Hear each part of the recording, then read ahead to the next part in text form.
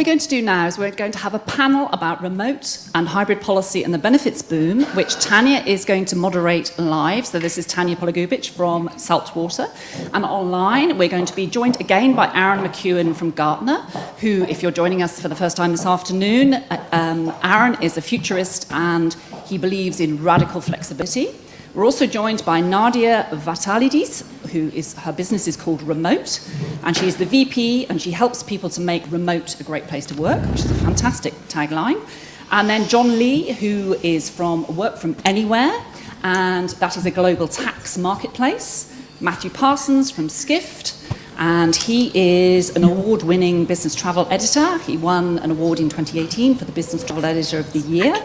And then we have Francisca Russo from Juno, which is a flexible wellbeing platform. Welcome and thank you. Nice to see you all here. I've got my screen to the side. So this is truly hybrid. I'm the only one in person. Everyone else is virtual, and it's great because we just had lunch, which was quite garlicky, so I feel quite okay. Thank you for introducing everyone too. There's a lot in my head, so to remember everyone would take me a while. But I'm going to start with asking the panel, where in the world are you? Hi, it's Aaron here. Sorry, I'm just putting these headphones on to make sure it's all working. I'm dialing in from Newcastle in Australia. Aaron, hi everyone. that's where you are. I'm dialing in from Newcastle in Australia, so it's just outside of Sydney. Newcastle, Australia. Okay, I'll go over to Matthew Parsons. Yep, hey everyone, hopefully you can hear me. I am joining you from Tours, which is in France. All right. John. Yeah, from Cascais in Portugal. It's close to Lisbon. Portugal, great. Nadia. Here in Johannesburg, sunny South Africa. It's great to be here. And from Juno, we have Francisca. Francisca. Lisbon, Portugal. Hi, everyone. It's a pleasure to be here. Thank you. So we'll cross to Aaron straight away because I think it's the latest in the evening for him, so in case he dozes off before the end of this. So Aaron, thank you for opening earlier today with a session on radical flexibility. I saw a lot of people taking photos of your slides, and I wanted to draw attention to something in particular you touched on, which was that hybrid, being hybrid work, needs principles, not just policy. And obviously this session is called policy, but can you tell us more about that, please, Aaron? Yeah, sure. I think most organizations tend to focus on putting together a policy. But unfortunately, policies have a tendency to kind of be built for the lowest common denominator or the worst possible employee who kind of takes the opportunity, and in Australia we call it taking the mickey. So they might not necessarily take up that policy in the spirit in which it was intended. And of course, the other side of the problem is that in organizations where managers are not comfortable with ambiguity, they tend to use the policy as a crutch. And so what we're seeing in very real terms is that a lot of organizations have created favorable flexibility policies. So they might say, for example, to their staff, we're comfortable with you working 3 days a week from home and 2 days in the office. And what we find is that some managers will kind of dictate that to the law. And even if a reasonable request for something that goes beyond that comes up from a staff member, they'll simply go back to the policy because it's easy to defend. So principles are much better. They're a little bit more ambiguous, but if we build the capability of managers to work with principles, they tend to fare much better in organizations. Yeah, great. Thanks, Aaron. And just to get a sense of who is hybrid from the crowd, so hands up if you're hybrid. I think going to the office a couple of days a week. Okay, fully remote. Yeah, I see the panel too. Remote.com, funny that. And fully in the office. Sun Gardens, that's a tough office to be in, all right. Thank you. Over to Matthew. So you've been covering, obviously, digital nomads, business travel, and sustainability, among other things. So can you give us a sense of what the current landscape is like, and where do you think it's going when it comes to corporate travel? Yeah, sure. I mean, full disclosure, Skift is a fully remote company. We made that decision well over a year ago now. We've got about 70 people dotted around, mostly in the US. And I've been covering, traditionally, I cover business travel, but for the last year, I've really kind of pivoted towards covering where work and the future of work and travel cross over. So what I would say at the moment is it's still way too early to kind of get a full picture. I mean, the bigger companies, especially the banks, they're still working out, can we open up an office? Then maybe can we travel? And then the next question is, what about our clients? Have they got their offices open? Maybe they don't want to see us. Then you've got maybe after that, further down the road, the policies around kind of, are we a hybrid company or not? What's the workation policy? So it's still, it's really way too early, I think. And there's been lots of polls and surveys recently, and the company travel managers are saying, well, their main issue now is sustainability. Then beneath that is the kind of the labour crunch. They haven't got the resources or the staff. The agencies are understaffed. Everyone left the industry over the past year. They're not really coming back.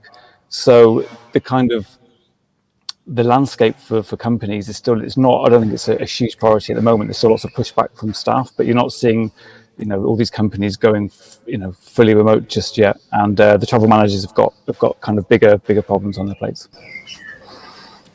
Yeah, thank you. And Aaron and Matthew, a question to the two of you. I'll let you decide who'll go first. So, Aaron, I know when we were having the conversation prior to you joining the conference, you made a comment. You basically lived in airport lounges with the amount of business travel that you were doing globally, which has changed. Can you tell us more about that? And Matthew, you recently wrote a piece on the 3 things that travel managers need to know. And among one of the points, people tagging on holidays to work trips, so that a travel policy incorporates this bleisure, business and leisure being now being a factor. So what and how do you both see companies adjusting as travel reopens to do with this policy?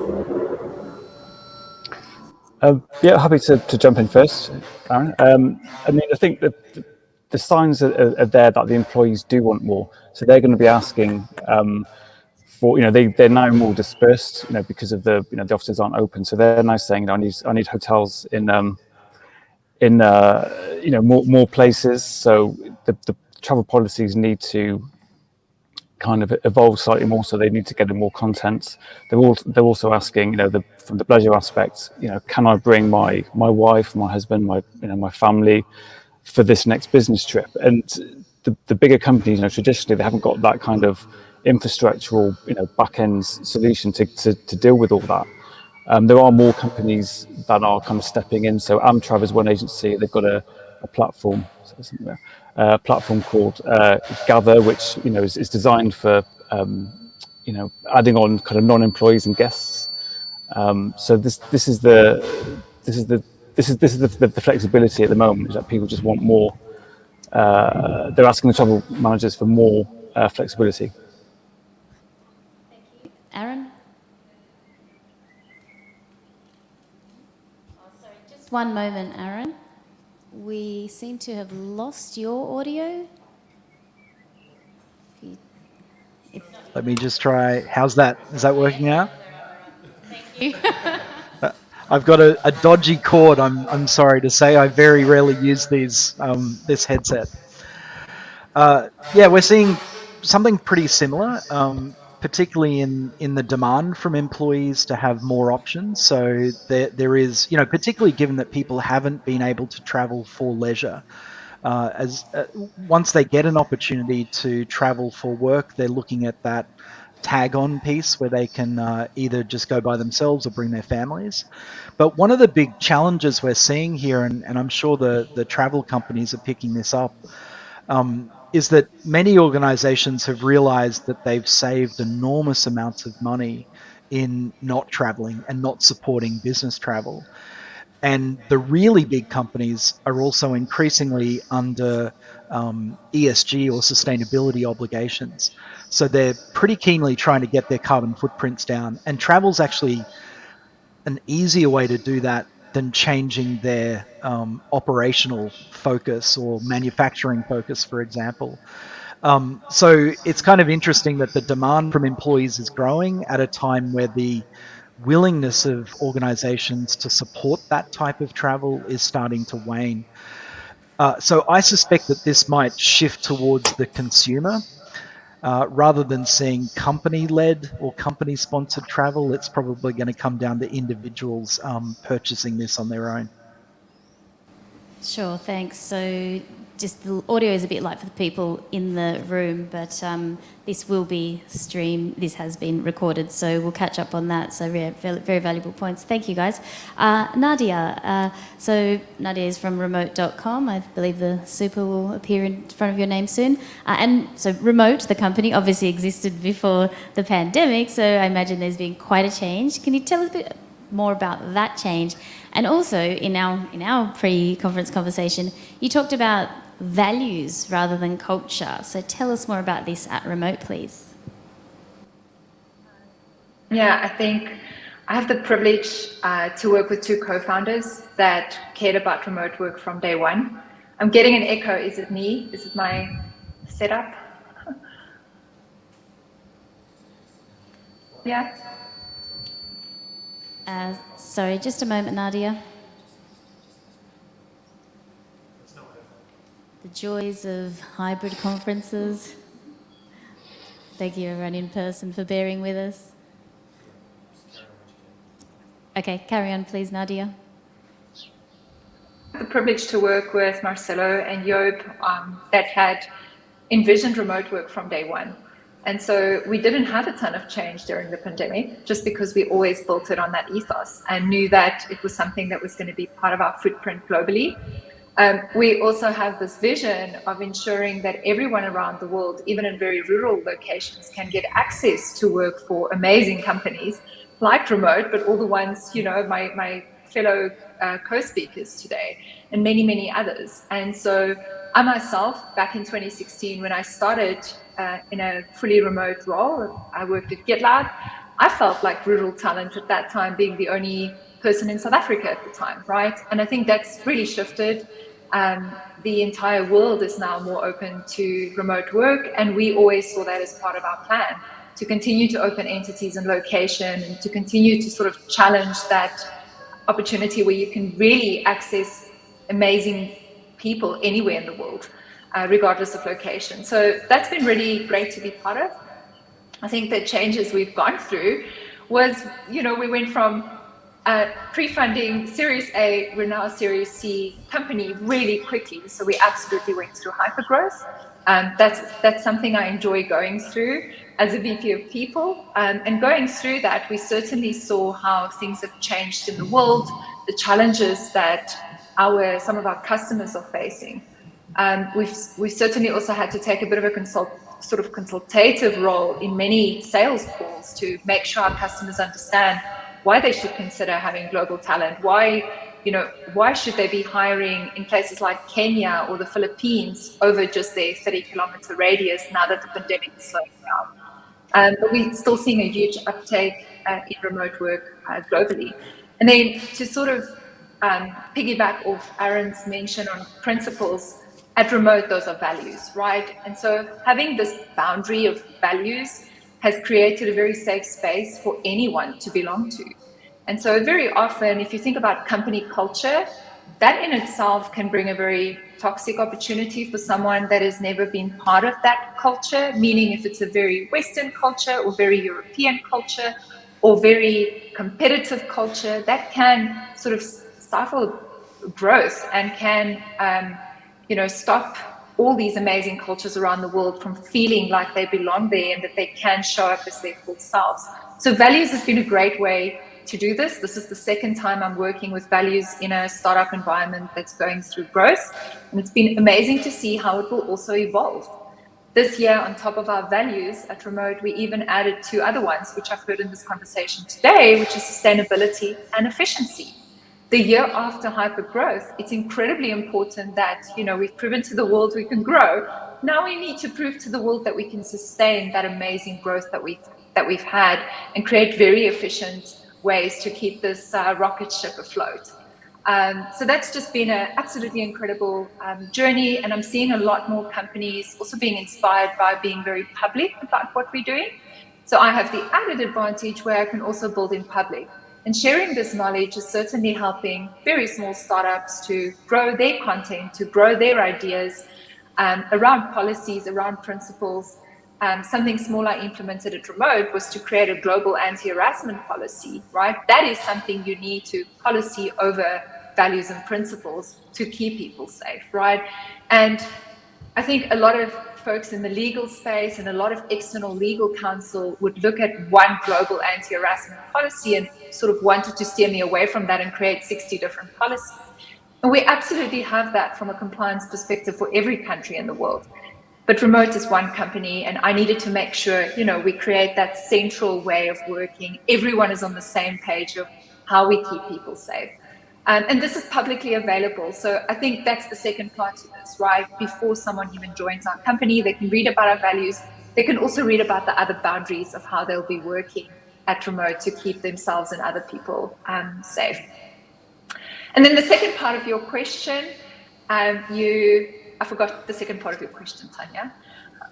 No, I believe you answered it. You discussed the changes and also touching on values, and now exactly that, adding on the open source approach you're taking, which is wonderful. Thank you so much, Nadia. And I don't know which screen to look at sometimes.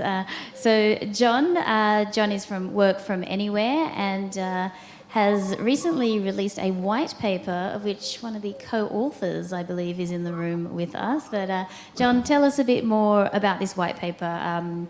Why should we read it?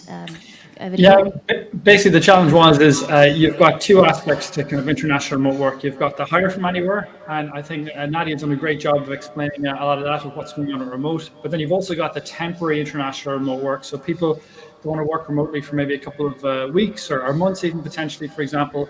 That's another very, very interesting segment. And when we spoke to companies over the last kind of year and a half, the ones we spoke to more or less said that they're really struggling with this. They don't know how to approach this. It's a new segment. And essentially, it's a segment that exists in between business travel and expats. So expats looking to move abroad, typically for a couple of years, certainly more than 365 days in general. And the business travelers who travel for like less than 7 days. So you've got a new segment of people that maybe have their home base but want to, let's say, work remotely for me. It could be 7 days up to 365. And that's a new segment, brings a whole new dimension of compliance and tax and employment law and other challenges with it as well. So what we did was together with Rowena Hennigan, who's also in the room there, and the Global Mobility Executive, we surveyed over 110 companies employing 1.7 million people around the world to try and get a sense of what do they see as the risks, what do they see as the challenges, what do they see as the opportunities. One of the ones that came out of it was where do they see the future of work from anywhere? And essentially 55% of companies said it would be a core employee benefit, like the industry standard benefit for their industry over the next 10 years. So I thought that was an interesting takeaway. Thank you. So question to John and Nadia, I'm going this way. So it's not just about working from a different country or having a different cultural experience. We're now increasingly in teams comprised of different cultures all working together. Some have never met in person. Can you tell us more about this? So what works, what doesn't, and what you wish everyone knew? Perhaps John first. For me, one of the things is my previous startup was in startup. And I think if you look at how we behave in companies, I kind of look at it like a triangle. It's a combination of your individual personality, a combination of the company culture, and it's also a combination of our national culture. And there's a bunch of sub-dimensions below that. But what a lot of people don't realize is there are data points around personality. That's well known. We've done personality questionnaires. There are data points around company culture and how you can measure it, the organizational culture. But there are also data points around national culture. Erin Meyer's book is a fantastic book called The Culture Map. But there's actually basically databases where you can look and compare one culture to another. And I think that combination of that triangle and how you measure that, and how people fit into it, and how you measure the friction points, and how you get the sweet spots of managing cross-cultural teams, for me, is fascinating. And of course, it's exploding with remote work. So I think that's one thing that it's certainly been accentuated, I think, with remote work, but I wish more people knew about it. Thank you. Nadia? So just to recap, what works and what doesn't with different cultures together, and what do you wish everyone knew? If you think about diversity, equity, and inclusion, at Remote, we put belonging in front of that, right? Because we felt like if someone can't belong in our environment, then we're failing at the other three entirely. We've gone ahead and operationalized all our values. And so, as part of my people role, is to make sure these values are touched in every single people program, in every single aspect of the organization, regardless of what you're doing, right? If you're submitting an engagement survey, if you're giving someone feedback, if you're having your performance review, if it's an increase or a compensation review cycle, every single thing touches on those values. And that certainly brings all these different cultures in the same space and sort of in the same functional mindset of what our expectations are as a company. But something else I realized is many people, our 75 amazing nationalities, has never had DEI training. They've never even had bite-sized training on inclusive language or the foundational things that is maybe very normal to many of us that's done this for a while.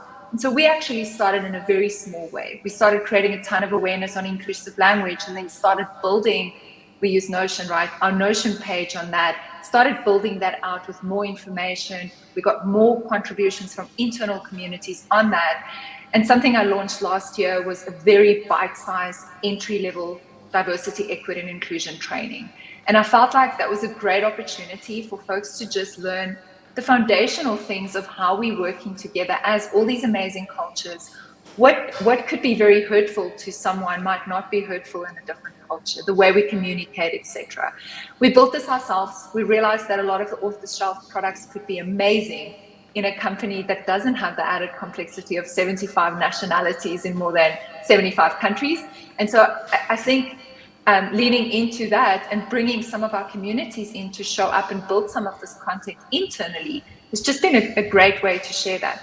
We've now gone a step further, so we're now much further on that path, cultural diversity, understanding gender diversity at Remote, etc. And we have folks that are very well versed in that space. So I feel like we're in a really good place right now, but we've definitely come a long way, having people that just never been exposed to an international company of 1,000 people in 75 countries. Yeah, thank you so much. So it certainly sounds like it's the starting phase, and as John mentioned, with all the personality quizzes, so I think the next thing that'll keep popping up when we have to sign in for things will be these kinds of quizzes. So there's an idea for someone. And over to Francisca. Now, Francisca, the business you're representing, Juno, is quite unique. It's a subscription program for employees who can pick and choose whether it's therapy, a gym membership, or even desk plants for their work from home office. Tell us more about this and how and why it's grown. Okay, so catching everything that was said within the panel, I think one of the things that we are noticing as well, it's quite difficult to retain talent nowadays. On top of that, we are seeing that there's a huge improvement in the way that we hire people in different locations, different countries, different cultures. And I think companies only benefit from that. That being said, Juno came from a place where we want to provide benefits that are totally flexible. So in the same way that, for example, remote, and I'm sure Nadia can agree with this, is giving the flexibility and the total responsibility for people to work everywhere and still do a really good job. With Juno, what we want to do is provide the type of benefits that are totally flexible, not only in terms of location, but also in terms of lifestyle. Um, Going back to what was said as well, it's very common to see in many different companies that sometimes the benefits are only focusing on a specific type of lifestyle. So either, for example, if you have children, you might have certain benefits for that will basically give you support on that. But let's say that you have a team that doesn't have children, has other needs. So Juno provides that option. For example, a very specific case, a very common case that we see with our clients we have a lot of people using Juno for childcare, but you could also use for pet care. Let's say that you want to leave your dogs in a pet care during the day. That's totally possible. So I think the main reason why we have grown and we have very, very happy customers is the fact that the teams feel the companies are giving them freedom to choose what wellness means for them, and at the same time, because we have an option that allows you to choose a different location. Let's say, for example, for whatever reason, you decide to go work for a month in a different location and you want to use your benefits, that's totally possible as well. So pet care benefits, I quite like that. And so to add to that, do you expect travel to, as a benefit, to increase more, or are there other sectors that are growing here? Oh, definitely, definitely. It's on top of traveling, one of the things that we've been noticing quite a lot is also using the Juno points. And this is how we work. We have Juno points that each company can assign to their team members. And one of the things is, for example, acquiring tech material that allows people to work from everywhere.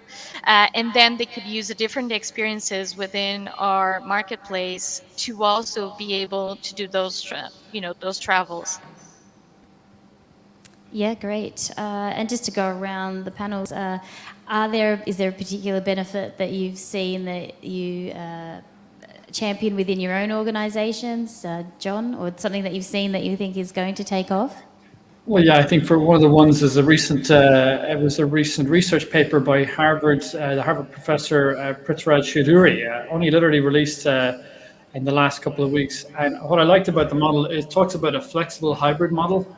Look, I'm not an expert in this. There's plenty more that have lots more knowledge than I do on this. But what I liked about the model is basically they looked at and researched and modeled in data and tried to see how could it work. And I know Nadia and Remote and lots of others would have plenty more knowledge on this. But essentially how it works is this flexible hybrid approach is that for 20% of the time, the teams themselves, the subunits of the teams decide where are we going to be. And that could be one day a week, or it could be 1 week a month, or it could be like 3 weeks in a row, once a quarter, for example. But for the other 75%, they decide to work where they want. Now, obviously, you still do that compliantly. You have to pick which countries you go to. You can't remote work in North Korea. You won't get a visa. It won't work for individual tax or company tax or whatnot. But ultimately, I like that idea that it's the team that decides what works best for them. For some teams, they will need that kind of physical contact and meeting up regularly. For others, it will work completely differently. But that idea of flexibility, and in a way, forgetting about talking about work from anywhere or location, actually putting it back down to the flexibility of the team. So that research paper is one I'm looking forward to digging into over the next couple of days. Yeah, great. Matthew, I see you've been dipping in and out in the garden with the Wi-Fi signal. So I don't want to spring a question on you in case you haven't caught what people have been saying. But we just had Francisco explain a bit about the different kinds of benefits coming out there. The latest one, not just childcare, pet care. So is there something that you've seen out there in this area? And as John mentioned, more consumer, Aaron mentioned, and mirroring John's point, consumer-led. The teams are deciding, the teams dictate the policy. So perhaps, Matthew, where do you see this going? Yeah, hopefully you can hear me. It's very weak signal. I'm not sure if you discussed kind of the Airbnb announcements when I dropped off them, but I think that was really interesting because they kind of, what Nadia's talking about, this kind of being open trust and open source and very, showing a lot of trust. They were in this massive, long blog post, very explicit about what Airbnb staff can have.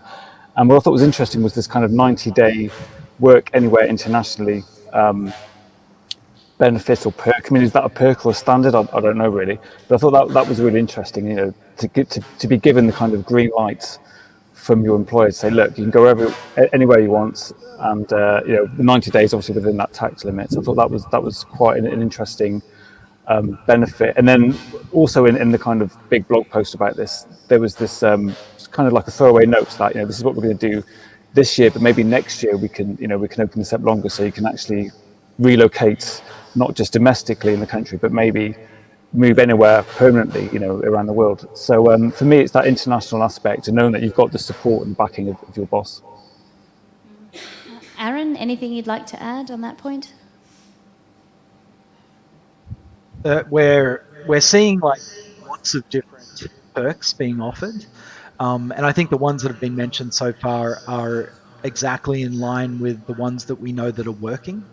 But I'm going to throw a slightly different perspective into this, which is our data is showing that about 69% of knowledge workers today are, knowledge workers are spending 69% of their time working remotely, and most of that is happening in their own homes. And so one of the interesting implications of that is that the work itself is becoming way more important than the perks of the job or the kind of environment or the office or the campus experience. And so if you're not inclined to be, flitting around the world like a digital nomad, which a large percentage of the population doesn't, what becomes super important is the work meaningful? Is it impactful? Do you enjoy it? And is it sustainable? So we're going to see a lot of organizations kind of go, oh, it's less about the bells and the whistles and the perks and much more about the work itself. Great. Francisca and Nadia. So Nadia, as I understand it, remote, you're familiar with Juno. So how do you already collaborate, and how do you see platforms or companies starting to collaborate now in this remote work or hybrid or digital nomad space? Over to you, Nadia. Just comment that I think benefits and perks are two different things in my world of compliance and people, because there's a huge layer there. So I think flexible perks is the future. I think having flexibility of whatever stage, someone is in their life is super important to recognize, and providing flexibility on that is awesome. I think a lot of organizations have to focus in benefits in many countries to ensure that they are bringing a certain standard to the things that a lot of third world countries don't necessarily have, and that is your medical sort of pension and provident retirement type funds. And so at Remote, we certainly have a lot of that in place, which I really value across all our 60 entities. And we want to ensure that all those countries are, and we look at social norms, we look at statutory benefits, we obviously look at the country and see what are they offering as a country standard to each national citizen as well, right? But there's a lot of complexities to look if you're expanding globally, and if you have folks that you're treating as permanent employees in 60 plus countries. But those perks absolutely matter. The one thing we've discovered that really matters to people currently in the talent and employer employer brand space is we're a Series C startup. We have an average of more than 60,000 applications per quarter, right? That is ridiculously high for a startup to be getting at this stage of an organization. And to keep up with that is also really difficult, right? But at the same time, that's a key data point consistently now for me to track and start looking at the amount of people that we're attracting. And a lot of that, probably 8 out of 10 applications, are clearly indicating it is because they're being asked to work hybrid or in an office in future, and they're just not interested in that. So to me, these flexible perks matter, but flexibility on top of that probably matters most in my world right now. Yeah. And then having a product like Juno that offers these mental health and those segments of key aspects of where someone is in the life stage. I absolutely love, that Francisca mentioned pet and childcare. That's a key difference, right? It's so important to recognize that there's tons of people that would feel very strongly about having both available to them. And I think if you think about the global opportunity there, as long as you can offer that in an equitable way to everyone in the organization, that's tough. And products like Juno that's still expanding just like us around the world, very often you've got to make that decision on, can I offer this in 40 countries now? What's going to happen to the 20 others? And how are we going to build that plan to ensure we can expand this to everyone? I think we've just dropped out of the room. Good question. I think Okay, so. who's going to step in and host? I don't know if we're still live, but if we are, let's see. Oh, yeah. We're It's not still just me. here. We saw you all. I just ducked out magically. Sorry, please continue, Nadia. We heard everything. I have, I have the need to ensure that things remain equitable across all these areas, and just making sure when you choose that amazing partner like Juno to really partner on what does that roadmap look like? How are you going to support everyone in your organization, regardless of where you're hiring? Especially the company like ours, where we treat everyone like employees, because it truly matters. They are full-time. They do have stock options. We do want to offer them benefits, and it's a full-time commitment. Great, thank you. So, Francisca, notes on collaborations. So one of the things that I want to mention, and I think this really involves everything that was said. I think moving forward, what is important for most companies is to start adding value. So value in the terms of work that people are doing, and value in terms of the conditions that you are providing. And by value, I mean it's going to be such a personal thing to each individual, each team member, each company. And so I think these types of collaborations, with different platforms and, and a company like Juno, the main point here is to help companies add value on top of the work that they are offering to new talent that they are hiring, and the existing teams, but adding value in a way, that everyone within the different locations where the company has an office or doesn't have an office but has employees working, they can benefit from different things, and those things are very personal to them. And yes, in the end of the day, I think that's the way that the world is moving forward, is to try to add value as much as possible to the teams the companies are working with. Thank you. So I think we're close to the end, and we are open for some Q&A. But I'd like to invite, if any of the panel would like to ask a fellow panelist a question, perhaps Matthew being the journalist in the group. Otherwise, if there's a question from the audience. I've got one question which I think is interesting, having taken place. Over to you. Can you hear me? Sure can. Yeah, I mean, just one question. What I think is really interesting, again, going back to the Airbnb announcement, is is it recommended that a company, puts its remote work policy, principles, whatever you want to call them, standards, benefits, perks? Is it worth a company putting that out in the public, so for all to see? Is that recommended, or does it depend on the company? Being open and happy transparent. to. If you want to grab this. So I personally love open source. I love being very transparent with people before they join remote or any company I work for. And I think a lot more people know that what a company writes down publicly is usually going to be true versus what they're not writing down, right? And so I think if you are trying to figure out whether a company is hybrid, remote, etc., a lot of people are going to ask for that up front. And if you don't have that well documented and ready during that office stage, there's a chance someone else is competing right next to that company, right? So huge advocate for being transparent and public, regardless of what the policy is. You've got to stand by that. Yeah, I was going to say that one of the things we're seeing with employees is that they're following a very similar arc or pathway to customers. And so increasingly the job of organizations is to sell work to consumers who are employees. Personally, I wouldn't buy from a company that was hiding its terms and conditions. And so realistically, that's where we're headed.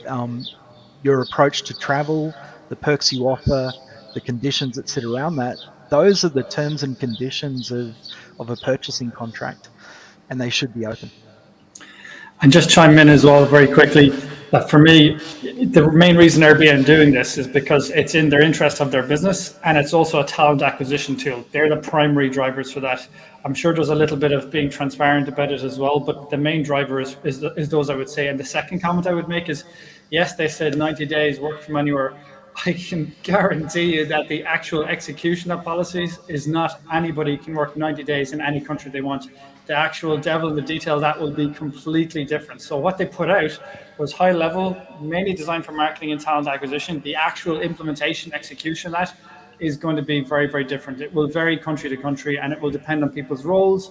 It will depend on where the country they're traveling from and going to, the work permits, all those sort of aspects, as well as individual tax and company tax, such as permanent establishment. So all those things in the mix as well. I mean, the actual execution that would be different. So if somebody's joining Airbnb, they can't necessarily expect a right to go to any country in the world for 90 days. Just to kind of clarify that, let's say, what's being splashed out in the marketing versus what's down in the detail of it, let's say. Cool, thanks. I think we are very close to the end, so we end on a quick fire round to everyone in the panel. So, Aaron, you have 3 options: return to the office, hybrid, or digital nomad. Look, my heart's with digital nomad, but the reality is that it's going to be all 3 and another type and another type and another type. That comment I made before around employees being consumers, consumers have huge variety and diversity, and we've got to start matching work to that diversity. Great, thank you. Nadia, return to the office, hybrid, or digital nomad? Years is probably going to be quite telling, but I agree with Aaron. I think it's going to be chaotic. There will be a lot of return to the office, although my absolute passion is for remote work, and I'm not planning to work at a company in future that will make me to, go to an office. But I think the next 2 years will be telling. It's going to be probably companies creating forced policies. That's going to create a ton of regretted attrition and critical talent just waving goodbye. And there will be another shift. So I'm keen to see what happens in the next 2 years, but I think it's going to be quite chaotic, to be honest. Indeed.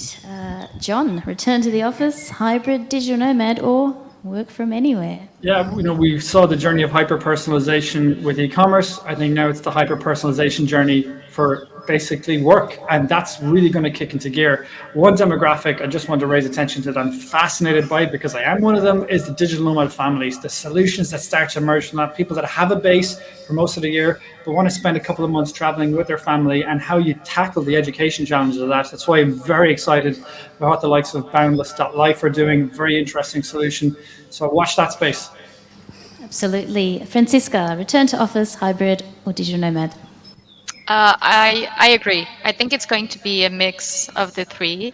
And also going back to what John mentioned, it also has to do with personalities. So there are personalities that really, need the human contact and to be in an office space. And I think that should be respected. But at the same time, if you ask me, I love fully remote and not going back anytime soon if I can. So I would say it's trying to find that flexibility for sure.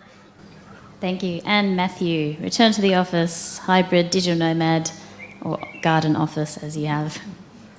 I would say remote with choice. So for people who want to go fully remote, that's great, but then also provide the infrastructure, whether it's a centralized office or, for example, at Skift we use a company called DeskPass, which is like an aggregator of co-working spaces.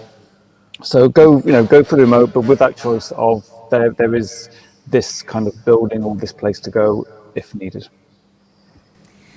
Thank you, Aaron, Nadia, John, Francisca, Matthew, and audience. Now over to Anna.